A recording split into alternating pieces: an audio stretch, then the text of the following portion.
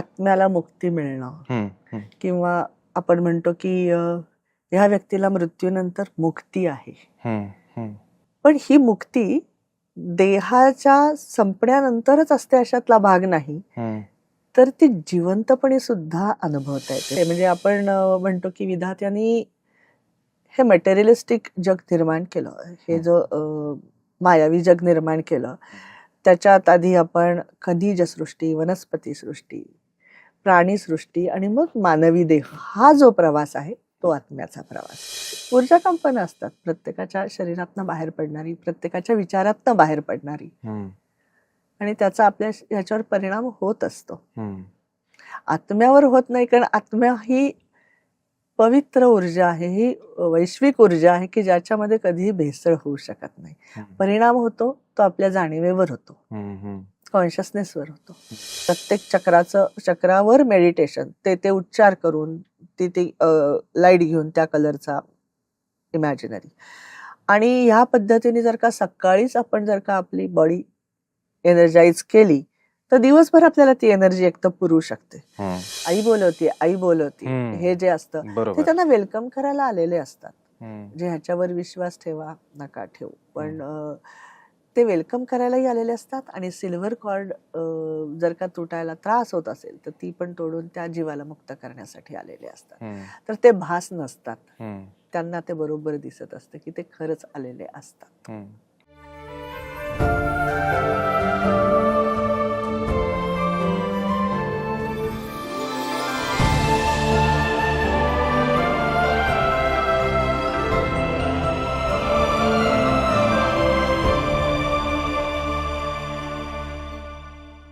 नमस्कार.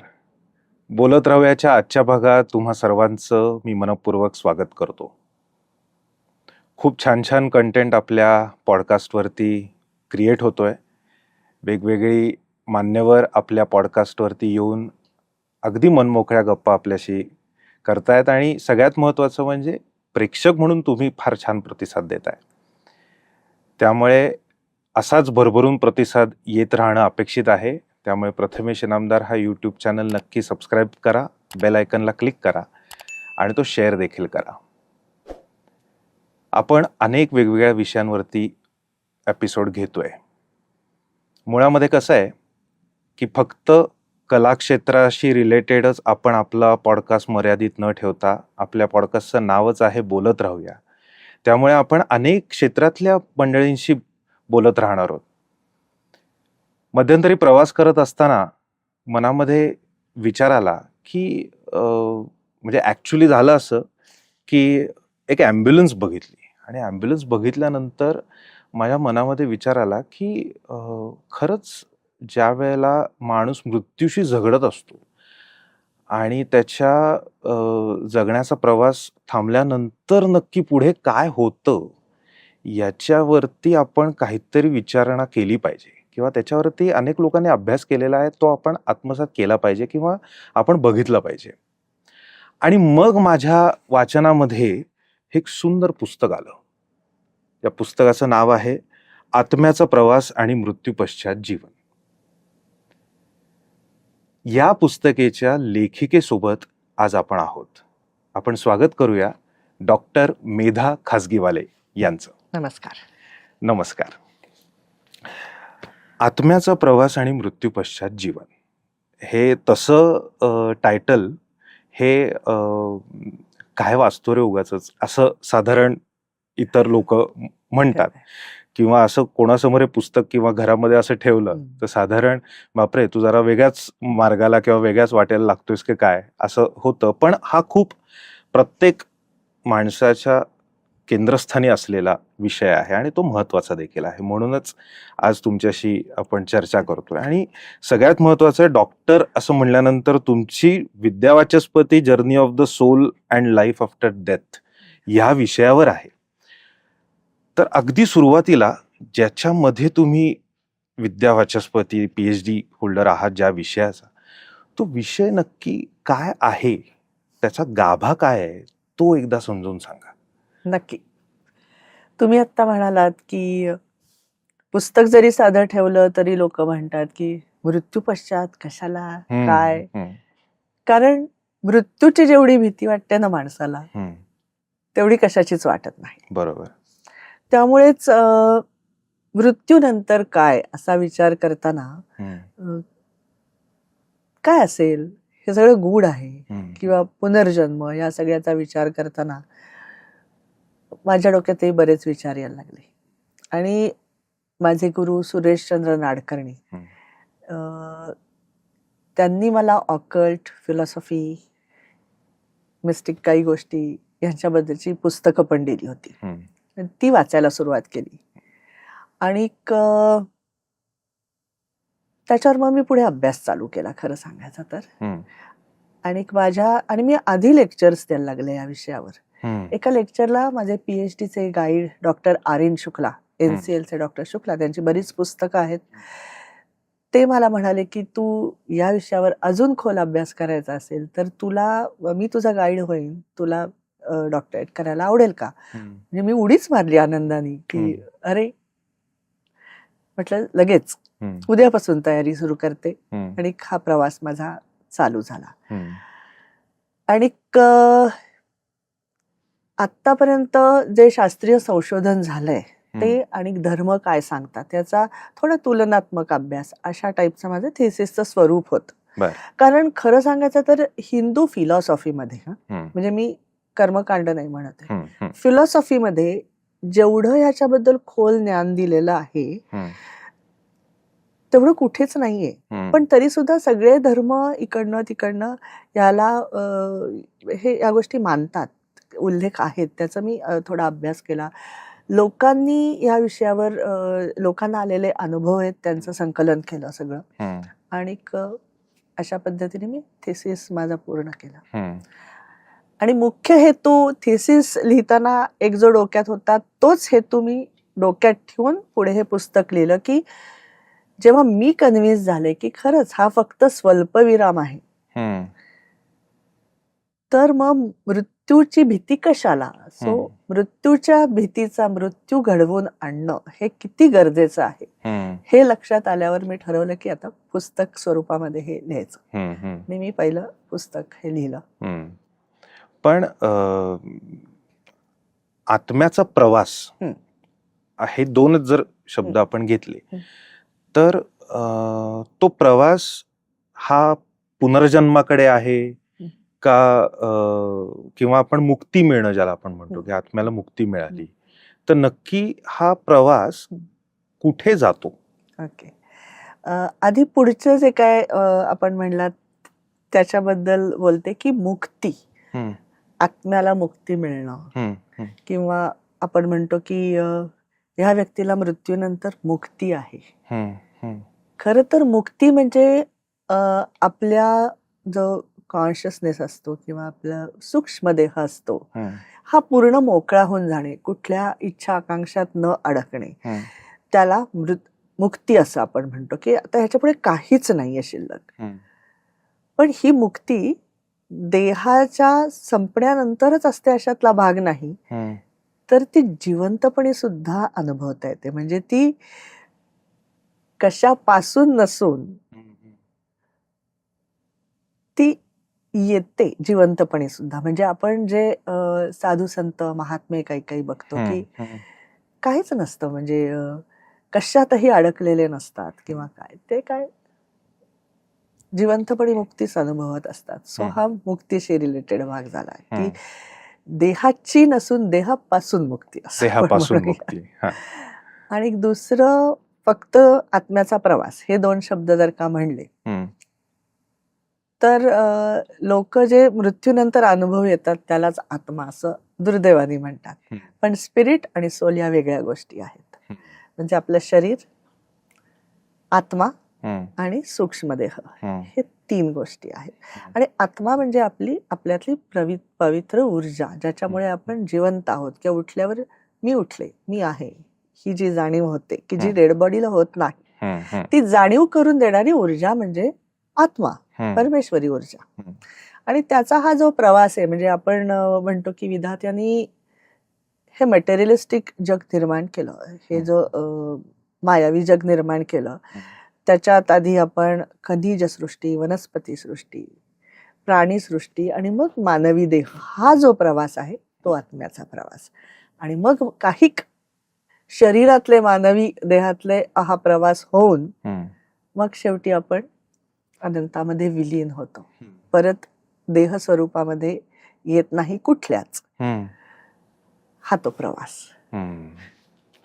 पण त्याच्यानंतर मी जो म्हटलं की पुनर्जन्म, म्हणजे या विषयावरती सुद्धा या पुस्तकामध्ये तुम्ही इलॅबोरेटिव्हली लिहिलेलं आहे, ते ऐकायला आवडेल की पुनर्जन्म आहे का, आणि जर असेल तर तो पटवून कसा घ्यायचा स्वतःशी की पुनर्जन्म आहे. मी आता माझ्यासाठी सांगते की आय एम कन्व्हिन्स्ड 100% पुनर्जन्म आहे. कारण या विषयाचा अभ्यास करताना मी इयान स्टीव्हन्सन या शास्त्रज्ञाचा आतापर्यंत जो 40 वर्षाचा रिसर्च आहे तो सगळा पालथा घातला. त्याच्यामुळे खूप अशा केसेस बघायला मिळाल्या की सांगते मी पुढे.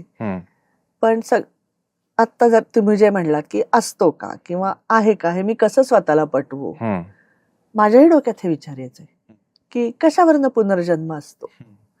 खूप लोक म्हणतात एक आयुष्य जगा, आनंदी जगा, संपून टाका. पण नाही, म्हणजे मी जेव्हा विचार केला की अरे आपण किती भाग्यवान आहोत की आपण या आई वडिलांच्या पोटी जन्माला आलो, असं जेव्हा माझ्या मनात येतं तेव्हा मला काही इतरही हे येतात की काही आई वडील मुलांना जेव्हा खायला घालू शकत नसतात इच्छा असताना, म्हणजे काहीतरी तफावत आहे. किंवा एकाच वेळी एकाच ठिकाणी जन्माला आलेली 2 मुलं, दोघांच्या लाईफ प्लॅन मध्ये एवढा फरक का असतो. किंवा एकाच आई वडिलांच्या पोटी जन्माला आलेली मुलं,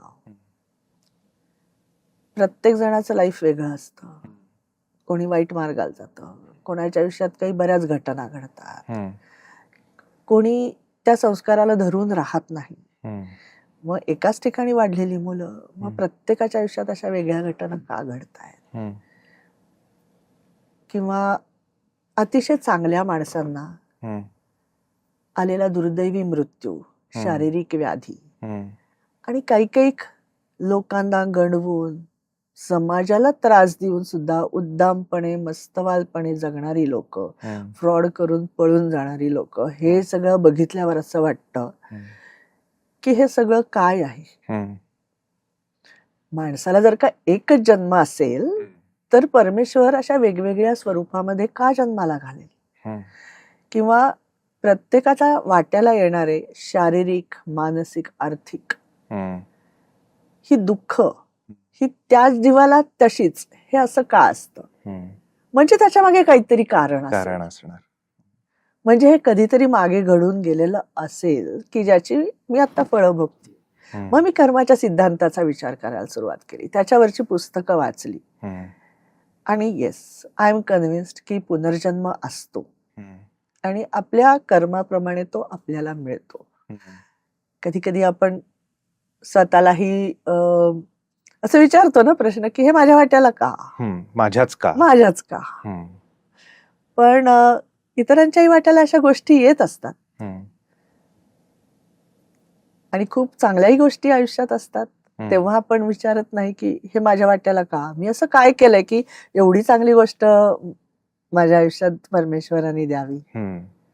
सो मला असं वाटतं की नाही, पुनर्जन्म हा असतो. फक्त एकदाच माणूस जन्माला संपला असं नक्कीच नसतं. हा विचार केल्यानंतर जेव्हा मी इयान स्टीव्हन्सनचा रिसर्च वाचला की कुठल्या तरी देशातलं लहान मूल एका वेगळ्याच भाषेत बोलतं, ते रेकॉर्ड केलं जातं, मग ते कुठल्या देशातली कुठली भाषा आहे हे शोधून काढलं जातं, आणि त्याच्यानंतर पोलीस डिपार्टमेंटची मदत घेऊन हे असं घडलं होतं का हे शोधलं जातं.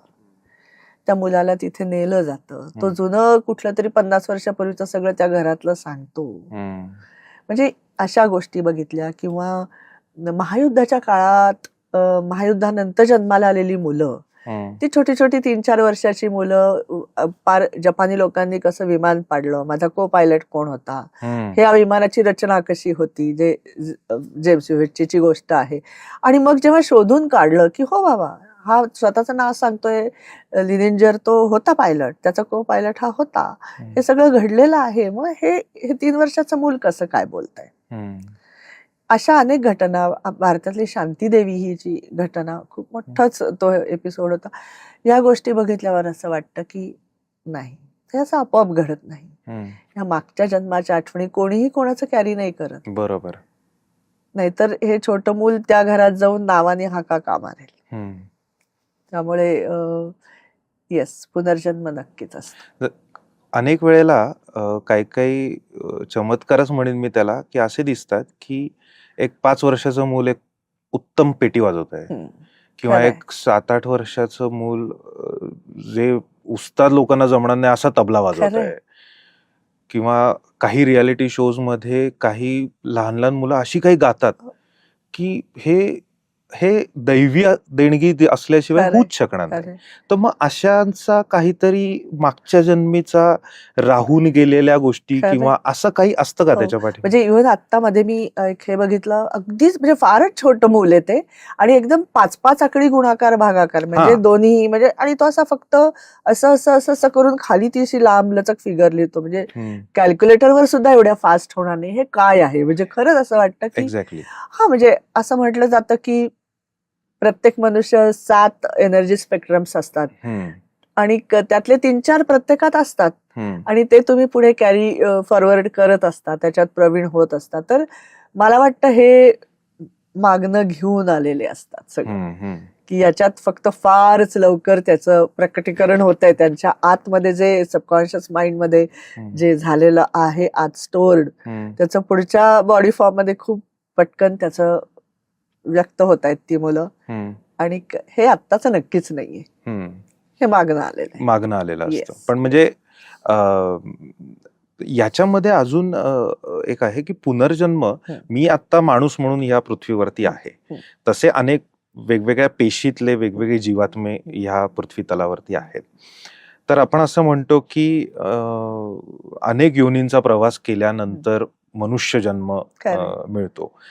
तर मनुष्य मृत्यू पावल्यानंतर त्याला परत मनुष्याचाच देह मिळतो का त्याला इतर पेशींमध्ये पण विभागलं जातं? काय त्याच्यानंतरचा असू शकतो? 84 दशलक्ष आपण म्हणतो, त्याची आता फोड पण झालेली आहे की कसं कसं असू शकेल. म्हणजे आता परत तेच हे सगळं मला आपल्या ऋषी मुनींची कमाल वाटते की इतक्या 1000 वर्षापूर्वी हे काय करून ठेवलंय की जे आता क्वांटम फिजिक्स आणि याच्या मार्फत जे लोक स्टेटमेंट्स करतायत की ही आपल्या पुराणांमध्ये वेदांमध्ये सगळं आहे, आपण कुठेतरी चुकलो अभ्यास करायला. असं वाटतं की पुढे आपण न्यायला पाहिजे होतं हे खूप. आपण असं आपल्या, मी तत्वज्ञानानुसार बोलते की खनिज योनी, मगाशी सांगितलं तेच, वनस्पती प्राणी ओलांडून आपण जेव्हा मनुष्य जन्मात येतो तेव्हा सहसा आपण प्राणी योनीमध्ये जन्म घेत नाही. आणि घेतलं तर म्हणजे अगदीच वेगळ्या, म्हणजे लेंदी विषय आता सांगते की फार कमी वेळेला असं होतं की आपण परत प्राणी योनीमध्ये जातो. आपल्या मानवी शरीराच्या आत आणि शरीराच्या बाहेर मिळून जे 7 सप्तकोश असतात तसे प्राण्यांना 7 नसतात. त्यामुळे जशी उत्क्रांती असते तशी उलटी होत नाही, तसा हाही प्रवास उलटा जनरली होत नाही. पण खूप वेळेला असं म्हटलं जातं की याचा जन्म येईल, त्याचा जन्म येईल, आळशीपणा केला तर ती म्हैस डुमते ना, म्हशीचं हे येईल, अजगरासारखं सुस्त पडून अजगराच्या ह्याच्यात तुम्ही जन्माला याल. पण हे आपण उत्क्रांत मानवी मेंदूतनं जेव्हा स्वतःला म्हशीच्या जागी अजगराच्या जागी हे करतो तेव्हा आपल्याला ते वाटतं की नाही, चुकतंय काहीतरी. पण ते प्राणी ते संघात कॉन्शियसनेस किंवा ग्रुप कॉन्शियसनेस जे म्हणतात त्याच्यात ते खुश असतात त्यांच्या आयुष्यात, ते बरोबर ठरलंय तसंच सगळं करत असतात. त्याच्यामुळे त्या पद्धतीचं आयुष्य येईल. किंवा आता म्हणजे घाण राहिला तर घाणीत राहणाऱ्या प्राण्याचं येईल, म्हणजे त्या स्वरूपाचं आयुष्य येईल असं जाणकारांना सांगायचं असावं. आणि आता आपण बघितलं तर असं वाटतं खरंच काही काही विषमता बघितली की अगदी रेल्वेच्या याच्या इथे खूप घाणीमध्ये नाल्याकाठी कचरापेटीतच घर असल्यासारखी लोकांची घरं आहेत, म्हणजे जिथे आपण उभं राहू शकत नाही तिथे लोक राहत आहेत. म्हणजे त्या प्रकारचे आयुष्य मिळालेली आपण बघतोय डोळ्यांनी. म्हणजे म्हणजे तिथेच राहा, तिथे तेच प्राणी माणसं आहेत, काय फरक याचा प्रश्न पडतो की माणसंही तिथेच प्राणीही तिथेच, हे काय म्हणजे काय वाटेल आयुष्य आलंय. तर म्हणजे तशा टाईपचं आयुष्य तुम्हाला मिळेल, म्हणून चांगली कर्म करा असं ते सांगितलेलं असावं जाणकारांनी. कुठे गेलं म्हणजे काही वेगवेगळी कंपनं जाणवतात. म्हणजे जसं मंदिरात गेल्यानंतर एक पॉझिटिव्ह एनर्जी जाणवते, तर ही जी कंपन आहेत याचा सोलशी काही रिलेशन आहे का? ह्याचं कारण असं आहे की जसं या पुस्तकात सुद्धा उल्लेख आहे की काही त्याच्यावरती प्रयोग झालेले आहेत. म्हणजे ज्ञानेश्वर माऊलींच्या समाधीवरती जाऊन एक वेगळी ऊर्जा त्या ठिकाणी रेकॉर्ड झालेली आहे आणि ते दिसलेलं आहे. तर ह्या चैतन्यमय ऊर्जा कशा काय अजूनही टिकून राहतात, त्याच्या पाठीमागचं काय आपण आता क्वांटम फिजिक्सही बघतोच, तेही तेच सांगते की सूक्ष्म अणुरेणूला सुद्धा कंपनं असतात.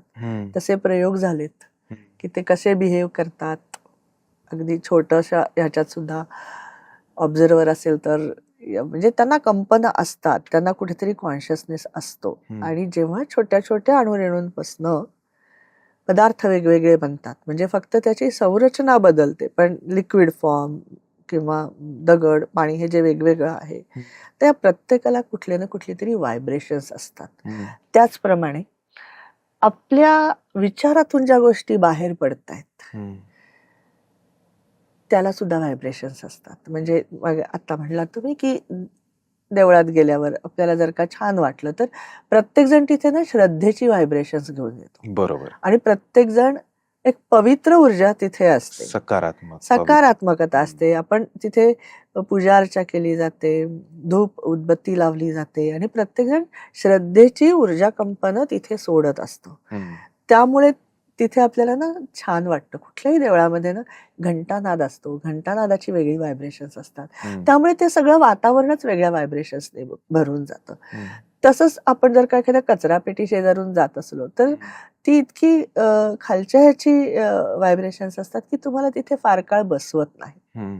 त्याचप्रमाणे काही काही घरांमध्ये जर का आपण असं बघितलं तर घरं खूप सुंदर असतात, पण आतल्या माणसांच्या वागणं जर का बरोबर नसेल, सतत भांडणं कलह, तर त्यांच्या थॉट्स मधनं, त्यांच्या वागण्यातनं जी व्हायब्रेशन्स त्या वास्तूने पकडलेली असतात, तिथे राहिलेली असतात, तर अशा वास्तू किती छान असले तरी तिथनं कधी एकदा उठतोय असं आपल्याला होऊ शकतं.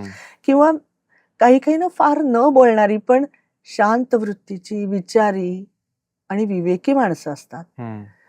त्यांच्या सान्निध्यात जर का आपण राहिलो तर आपल्याला खूप छान वाटतं. आणि त्याच उलट काही काही माणसं अशी असतात की त्यांच्याबरोबर आपल्याला अस्वस्थता येऊ शकते. मग हे काय असतं तर ही ऊर्जा कंपनं असतात, प्रत्येकाच्या शरीरातनं बाहेर पडणारी, प्रत्येकाच्या विचारातनं बाहेर पडणारी, आणि त्याचा आपल्या ह्याच्यावर परिणाम होत असतो. आत्म्यावर होत नाही, कारण आत्म्या ही पवित्र ऊर्जा आहे, ही वैश्विक ऊर्जा आहे की ज्याच्यामध्ये कधीही भेसळ होऊ शकत नाही.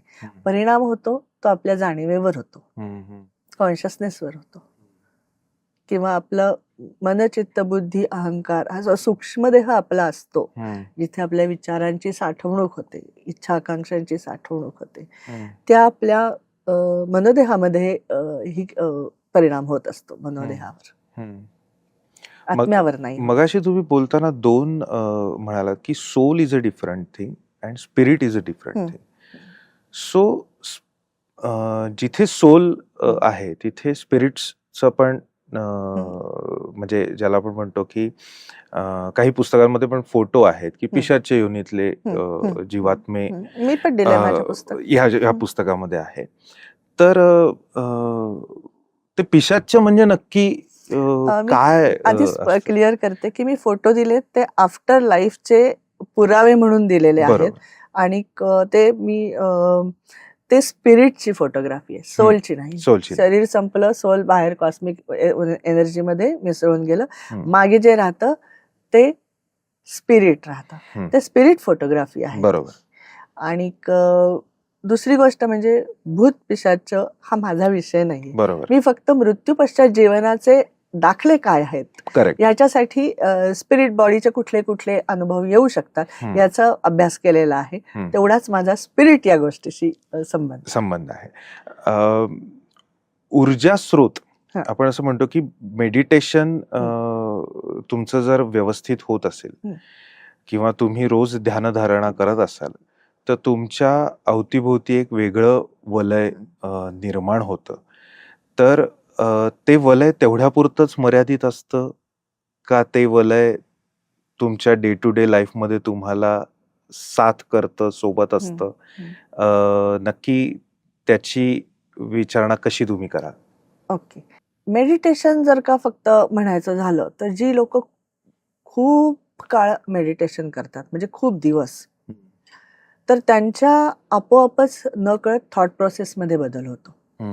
आणि मेडिटेशनमुळे तुमचा जो ऑरा बदलतो तो ऑफकोर्स तुमच्या बरोबरच असतो, कारण 24 तास आपला ऊर्जा क्षेत्र आपल्या बरोबरच असतं. आणि मेडिटेशनमुळे तुमच्या ऊर्जा क्षेत्रामध्ये नक्कीच बदल होतो.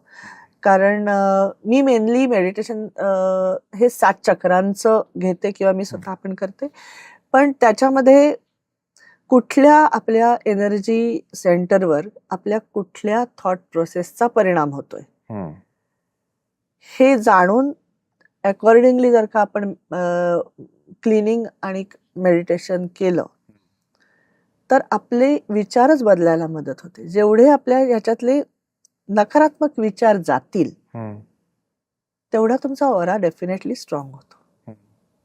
त्यामुळे मेडिटेशन हे अतिशय चांगलीच गोष्ट आहे आणि तो ऑरा तुम्हाला साथ देत असतो. की सायकोसोमॅटिक डिसिजेस जे आपण म्हणतो ते सुद्धा जर का तुम्हाला आपल्याला कमी लागावेत हे डिसीज आपल्या शरीराला असं इच्छा असेल तर ऑरा स्ट्रॉंग करणं गरजेचं आहे. तो जो ऑरा आहे जो ज्याविषयी तुम्ही बोलताय तो स्ट्रॉंग करणं तसं प्रत्येकाला इतकं शक्य नसतं. याचं कारण असं आहे की प्रत्येक जण किती वेळ त्याच्यासाठी देऊ शकेल. सगळ्यात पहिली गोष्ट ना, महत्व, त्या गोष्टीचं महत्व, मेडिटेशनचं महत्व हे सांगितलं जातं पण समजत नाही. तर ह्या गोष्टीला ना खूप वेळ लागतो. तर तो वेळ देणं, तर तो साधारण किती त्याच्यासाठीचा वेळ खर्च करणं अपेक्षित आहे, किंवा मेडिटेशन ही रोज करणारी प्रक्रिया आहे का आठवड्यातनं एकदा केलं तरी चालतं? ह्याचा याच्यावरती प्रकाश जो टाका प्रेक्षकांसाठी. याचं कारण असं आहे की खूप कन्फ्युजन आहे याच्यावरती. सुरुवात करायची जर का झाली मेडिटेशनला, मेडिटेशन ही रोज करण्याची गोष्ट आहे. तुम्ही अन्न रोज खातो, आपण श्वास रोज घेतो, घ्यायलाच लागतो, नाही तर संपून जाऊ आपण. एखादा आजार झाला, बीपी लागलं तर बीपीची गोळी रोज घ्यायला लागते. त्याच्यामुळे मग कधीतरी घेतलं, कधीतरी केलं तर त्याचा कधीतरीच परिणाम होणार ना, म्हणजे नाही होणार चांगला शरीरावर परिणाम. तसंच मेडिटेशन ही रोजच करण्याची गोष्ट आहे.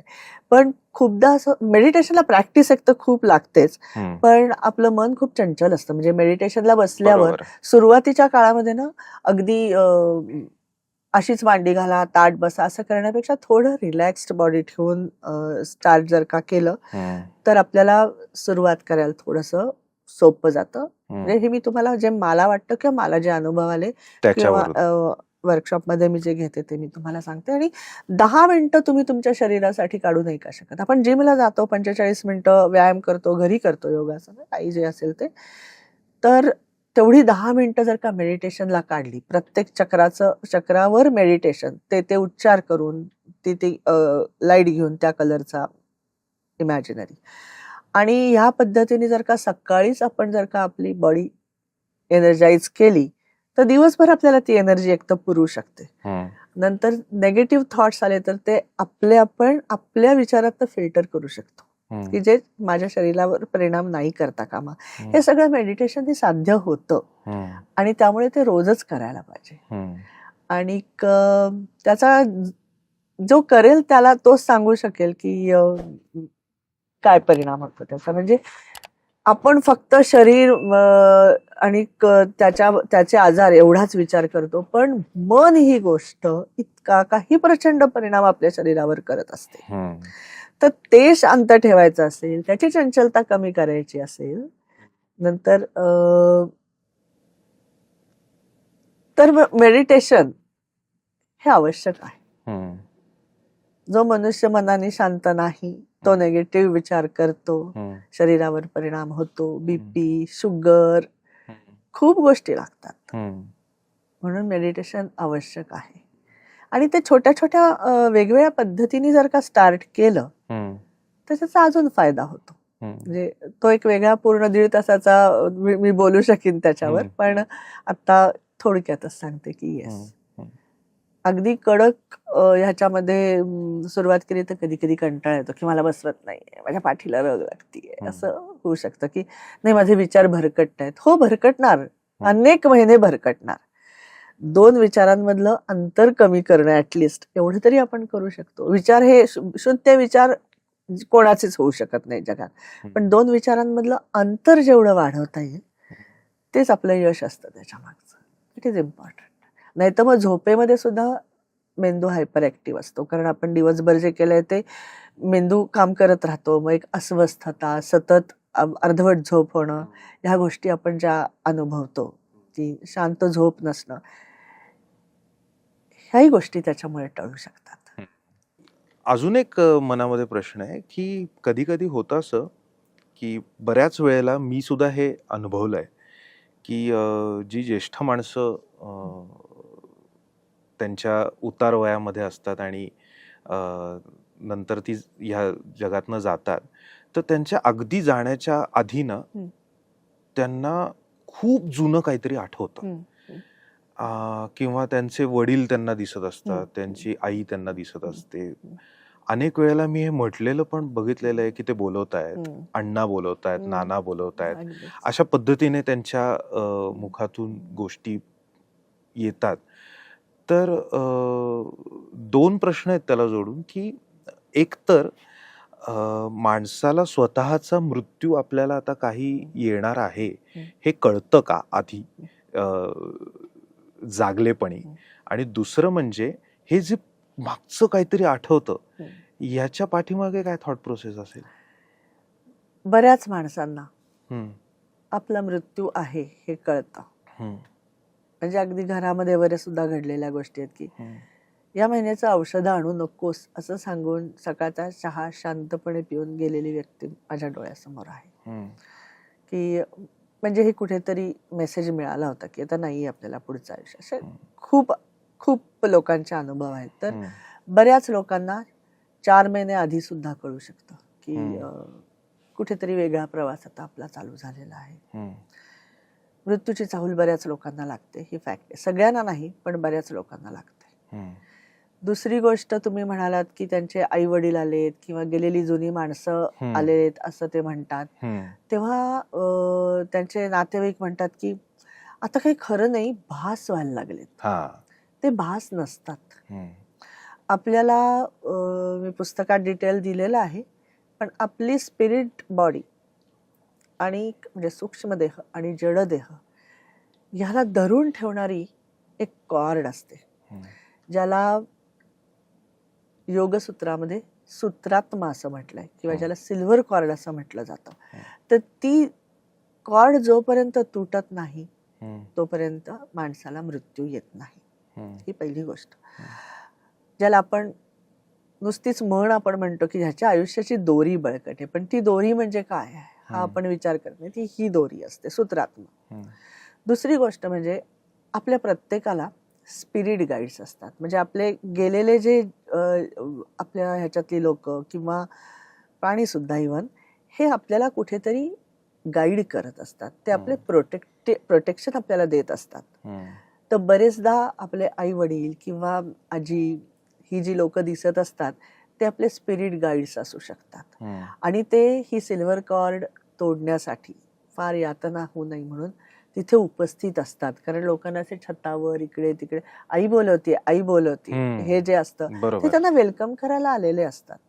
जे ह्याच्यावर विश्वास ठेवा नका ठेवू, पण ते वेलकम करायलाही आलेले असतात. आणि सिल्वर कॉर्ड जर का तुटायला त्रास होत असेल तर ती पण तोडून त्या जीवाला मुक्त करण्यासाठी आलेले असतात. तर ते भास नसतात, त्यांना ते बरोबर दिसत असतं की ते खरंच आलेले असतात. ते आलेले असतात म्हणजे त्यांना पुढचा प्रवास किंवा पुढचा जन्म मिळालेला नसतो असं म्हणायचं नाही का? नाही, तसं नाही, पण ते त्यांना न्यायला आलेले असतात. म्हणजे ह्याच्या पुढे आपण जे वरती भुवर लोकामध्ये जातो, त्याच्यानंतर स्वर्ग लोकामध्ये जातो, इथे प्रत्येक जण आपापल्या तिथे जी कार्मिक नोंदवही असते, जे काय आपण केलं या जन्मात आधीच्या जन्मांमध्ये चांगलं वाईट, त्याप्रमाणे आपण आपलं ठरवतो की पुढचा जन्म कुठे घ्यायचा आहे आणि त्याप्रमाणे आपण घेतो. त्यामुळे पुढचा जन्म नंतर मिळणार असतो आपल्याला. पण तोपर्यंत या वरचे जे लोक आहेत तिथे नेण्यासाठी लोक, म्हणजे आपल्याला भूलोकात वरचा आपला प्रवास संपला, तो आता संपला, ह्याच्यासाठी ही लोक मदत करायला आलेली असतात, वर नेण्यासाठी आलेली असतात. म्हणजे बेसिकली याच्यामध्ये अनेक वेळेला अभ्यासामुळे अनेक मतं तयार होतात आणि त्याच्यावरती कोणाचा विश्वास बसतो किंवा कोणाचा विश्वास बसत नाही, हा परत ते व्यक्तिसापेक्ष आहे. मी एक सांगू का तुम्हाला? मी आधीच सांगते की हा विषय अजून तरी हायपोथेसिस या सदरात मोडतो. जोपर्यंत परीक्षा नळीमध्ये आपण हा सिद्ध करतो, ती आपण थेअरी म्हणून मांडतो. पण खूप गोष्टी अशा असतात की ज्या आपण सिद्ध करू शकत नाहीत, पण त्या आपल्याला आहेत नाहीत हे दोन्ही जाणवत असतं. हा विषय या स्वरूपाचा आहे, म्हणून तो हायपोथेसिस या सदरातनं बघावा. तसं तर बघायला गेलं तर मला कोणी सांगितलं की तुझ्या कुटुंबावर प्रेम आहे, सिद्ध कर, तर मी ते थेअरी नाही मांडू शकणार, कारण मी ते फील करते, म्हणजे मुलं फील करतात. अशा खूप गोष्टी असतात की ज्या तुम्ही हा जयद्रथ हा सूर्य असं नाही करू शकत, पण त्या असतात, अथवा नसतात. पुनर्जन्मावरती थोडासा प्रकाश अजून डीपली टाकणं आवश्यक आहे. आणि त्याच्याबरोबरच हिंदू धर्माची एक फिलॉसॉफी वेगळी, पण इतर धर्मांमध्ये सुद्धा पुनर्जन्म हा मान्य आहे का? आणि त्याच्यावरती तिथल्या समाजातल्या लोकांचा ऍक्सेप्टन्स याला किती आहे? हिंदू धर्मात तर माहिती आहे, आपण पुनर्जन्म मानतो. श्रीकृष्णाने पण भगवद्गीतेमध्ये वासासी जनाने हे लिहून ठेवलेलंच आहे. बुद्ध धर्म हा अनात्मवादी आहे, ते आत्मा मानत नाही, पण पुनर्जन्म हा त्याचा पाया आहे. म्हणजे आत्ताचे 14वे दलाई लामा तेनसिंग ग्यात्सो, या 14व्या लामांपर्यंत आधीच्या सगळ्या लामांनी ते परत कुठे जन्म घेणार आहेत हे ते लिहून जातात आधीच. पंचेन लामा सुद्धा, फक्त दलाई लामा नाही. आणि त्याप्रमाणे त्यांचा उत्तराधिकारी शोधण्यात येतो. हे घडतं म्हणजे त्यांना एक जन्म नाहीये, ते पुनर्जन्म मानतात. दलाई लामांची तर केस प्रसिद्ध आहे, मी पुस्तकात दिलंय, खूप कमी वेळ आहे आपल्याला सगळं सांगायला. नंतर जैन धर्मामध्ये ऑफकोर्स मानतात. ख्रिश्चन याच्यामध्ये जिजसनी म्हटलेलं आहे की जॉन द बॅप्टिस्ट एलिजाचा पुनर्जन्म आहे, त्या स्वरूपात आलाय, म्हणजेच त्याच्या ह्याच्यात आलाय, म्हणजे रिबॉर्न झालाय. म्हणजे ह्याचा अर्थ ते पण मानत असावेत. नंतर इस्लाम अजिबातच मानत नाही, पण तरी सुद्धा त्यांच्यामध्ये कयामत वगैरे असतंच की मृत्यूनंतर हूर मिळतात किंवा हे होतं ते होतं त्यांच्या ह्याच्याप्रमाणे. पण म्हणजे मृत्यूनंतर मिळतात म्हणजे मृत्यूनंतर अस्तित्व असतं हे ते इनडायरेक्ट वेनी मान्य करतात. तर असं या वेगवेगळ्या धर्मांचं आहे, पण इकडनं तिकडनं लोक मानतात. तुमच्या या सगळ्या अभ्यासामध्ये तुम्हाला म्हणजे एक दोन काही अनुभव किंवा इन्सिडेन्सेस किंवा असं काही सांगता येईल का की जी युरेका मुवमेंट आपण म्हणतो की आता ह्या पॉइंटमुळे मला कळलं की बरं का की हा खरंच विषय आहे किंवा पुनर्जन्म एक्झिस्ट हे जे तुम्ही म्हणताय की माझा त्याच्यावरती कम्प्लिटली फेथ आहे, विश्वास आहे, तर त्याच्या कुठली गोष्ट सामान्य प्रेक्षकांसाठी तुम्ही सांगू शकाल की बिकॉज ऑफ दिस, म्हणजे अनेक आहेत पण त्याच्यातली एक वानगी दाखल उदाहरण द्यायचं झालं तर ही एक गोष्ट आहे की ज्याच्यामुळे मला 100% विश्वास बसला की येस देअर इज पुनर्जन्म. म्हणजे तुम्हाला मी माझ्या आयुष्याबद्दल सांगणं अपेक्षित आहे का दुसरा कुठला किस्सा सांगणं? दुसरा कुठला किस्सा? ओके. एक वकील आहेत, मी नाव आता सांगणार नाही, म्हणजे त्यांनी स्वतःच पुस्तक लिहिलंय, पण तरी सुद्धा मी परवानगी आता इथे बोलायची घेतलेली नाही म्हणून. पण त्यांचा जेव्हा 15 वर्षाचा मुलगा गेला तेव्हा त्यांच्या बायकोनी ऑटोमॅटिक रायटिंग सुरुवात केली. नॅनो मरिगर ज्या पुण्यात होत्या त्यांच्या मदतीने, कारण त्यांच्या गेलेल्या मुलाची हेल्प घेऊन त्या ऑटोमॅटिक रायटिंग हे शिकवत असत. तर त्या माऊलीने ते केलं आणि त्याच्यामध्ये त्या गेलेला मुलगा म्हणजे ऑटोमॅटिक रायटिंग मध्ये गेलेले लोक तुमच्या हातनं काही गोष्टी लिहून घेतात, चित्र स्वरूपात किंवा लेखन, कधी काव्य असतात. तर तो गेलेला मुलगा तिला परत परत तिच्या हातनं लिहायला लागला की I am coming back, I am coming back. आणि मग ते चित्रकूटला गेले होते तेव्हा पण तिथे शंकराचार्य त्यांनी सांगितले की आपला बेटा वापस आना चाहता है. मग त्यांनी ठरवलं, ते खूपच 50च्या वयाला, पण मग त्यांनी वेगवेगळे मार्ग हे करून त्यांनी ठरवलं की नको, लेट हिम कम बॅक. पण त्याच्यानंतर जेव्हा प्रेग्नन्सी राहिली तेव्हा काही काही समस्या यायला लागल्या, पण तरी रायटिंग मध्ये यायला लागलं की काहीच करू नका, let me stay here, I am coming back. आणि त्या आईने काय माहित नाही तिने असा निर्णय घेतला की नाही मला हे ठेवायचं आहे. आणि तिने कोणाचंही ऐकलं नाही. अगं तुझं वय, धोका आहे, सगळं नाही, मी ऐकणार नाही. आणि मुलगी झाली. ती मुलगी 12-14 वर्षाची आता, आणि हे सगळं आमच्या डोळ्यासमोर घडलेलं आहे. आणि अशा अनेक केसेस आहेत. म्हणजे माझ्याकडे ह्या लेक्चरच्या ह्याच्यातनं किंवा जेव्हा माझं रिग्रेशन थेरपीचं क्लिनिक होतं तेव्हा काही लोक यायची आणि त्यांचे जे अनुभव आहेत, म्हणजे त्यांचं फक्त अनुभव संकलन केले ना तरी सुद्धा एक पुस्तक होईल खरंच. पण ह्या केसेस माझ्या डोळ्यासमोर मी बघितलेल्या आहेत, त्यामुळे मी नक्कीच कन्व्हिन्स्ड आहे की पुनर्जन्म असतो. किंवा आपल्या आयुष्यात सुद्धा अशा गोष्टी घडतात की आपल्याला वाटतं की मी एकदम या विषयाचा अभ्यास का करायला लागले, बरं या विषयाचा अभ्यास असा घे असा चालत आल्यासारखा झाला, म्हणजे हे मी कुठेतरी करणं अपेक्षित होतं का, कारण मी 17 वर्ष आधी टीव्हीवर अँकर होते, म्हणजे माझं क्षेत्रच वेगळं होतं. नंतर एकदम हा विषय, आणि ओके मग ह्याच्यात मला 50 केसेस घ्यायच्या आहेत, हा विषय आणि केसेस म्हणजे काय काय होणार आहे.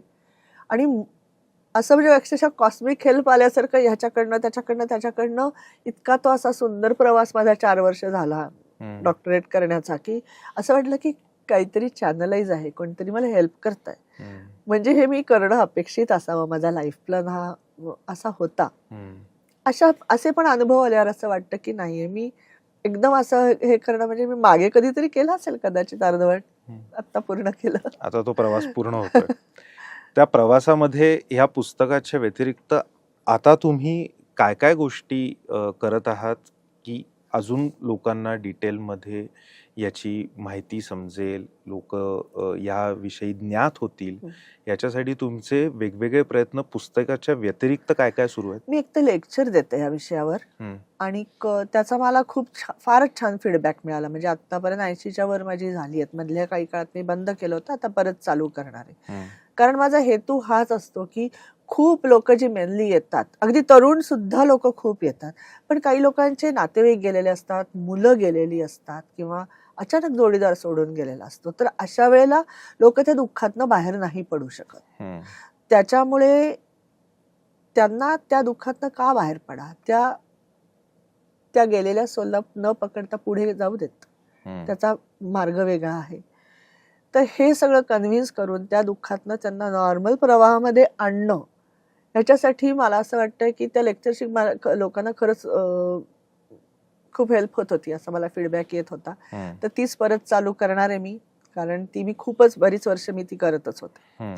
आणि दुसरी गोष्ट, डे टू डे लाईफच्या क्वालिटी लाईफसाठी, हेल्थसाठी, मेंटल हेल्थ, फिजिकल हेल्थ, मी 7 चक्र, माइंड बॉडी कोऑर्डिनेशन असा एक वर्कशॉप घेते. म्हणजे कुठल्या चक्रावर कुठल्या भावना परिणाम करतात आणि अल्टिमेटली कुठल्या बॉडी फॉर्म मध्ये मधनं आजाराचं प्रकटीकरण होतं. हे जर का नीट अभ्यास केला तर आपल्याला कळतं की हा, माझं इथे विचार करायला चुकतोय, आपलं मन आपल्याशी खोटं बोलत नाही. आणि मग आपण स्वतःच विचार करून ओके, हा थॉट मी बदलायला पाहिजे, कारण ह्याच्यासाठी मी तो वर्कशॉप घेते, त्याचाही खूप फायदा होतो. आणि रोज फक्त 10-15 मिनिटं अकॉर्डिंगली जर का आपण मेडिटेशन केलं तर छान सकाळपासूनच छान एनर्जीमध्ये जगता येतं, वेगवेगळ्या गोष्टी करायला हुरूप येतो. खूप गोष्टी करायच्या असतात पण कधी कधी इनर्शिया आलेला असतो, नकोच, तर ती पण एक छान चेतना मिळू शकते. त्याच्यासाठी तो मी वर्कशॉप चक्रांचा घेते. तुमचा पुस्तकाच्या व्यतिरिक्त चाललेली धडपड आणि एकूण समाजामध्ये याचा एक अवेअरनेस, आणि सगळ्यात महत्वाची गोष्ट, तुम्ही एक फार छान वाक्य मगाशी उच्चारलात की मृत्यूची भीती, मृत्यूच्या भीतीचा मृत्यू, हे फार छान कोट आहे हा. आणि हे फार महत्वाचं आहे आणि तुम्ही फार हे छान कार्य करताय, त्याच्यासाठी तुम्हाला शुभेच्छा तर आहेतच. आणि ही चर्चा ऐकल्यानंतर सुद्धा काही जण तुम्हाला नक्कीच संपर्क साधणार आहेत. याचं कारण असं आहे की परत मी म्हणतो की प्रत्येकाच्या तो जिव्हाळ्याचा विषय आहे, पण ओपनली ऍक्सेप्टन्स नाहीये किंवा ओपनली लोक त्याच्यावरती बोलू शकत नाहीयेत. हा तो एक प्रॉब्लेम देखील आहे. त्यामुळे तुम्हाला जे अनेक अनुभव किंवा केसेस आत्तापर्यंत सापडलेले आहेत, मिळालेल्या आहेत, त्याचं तुम्ही निराकरण केलेलं आहे. अशाही पुढे अनेक गोष्टी मिळत जाणार आहेत, कारण परत प्रत्येकाचं व्यक्तिसापेक्ष आहे, प्रत्येकाचे अनुभव वेगवेगळे आहेत. त्यामुळे तुम्हाला शुभेच्छा आहेत. आणि जसं आपण म्हणतो रसिक हो की जगातल्या 2 गोष्टी शाश्वत आहेत, एक जन्म आणि एक मृत्यू. आणि जन्माला आलेला प्रत्येक जीव हा त्याचा मृत्यू होणार आहे, पण मृत्यूनंतरचं ज्या गोष्टी आहेत त्या खरं तर प्रत्येकाच्या मनामध्ये असतात, पण प्रत्येकजण ग्रुप डिस्कशनमध्ये किंवा परिवारात अशा काही चर्चा घडत नाहीत.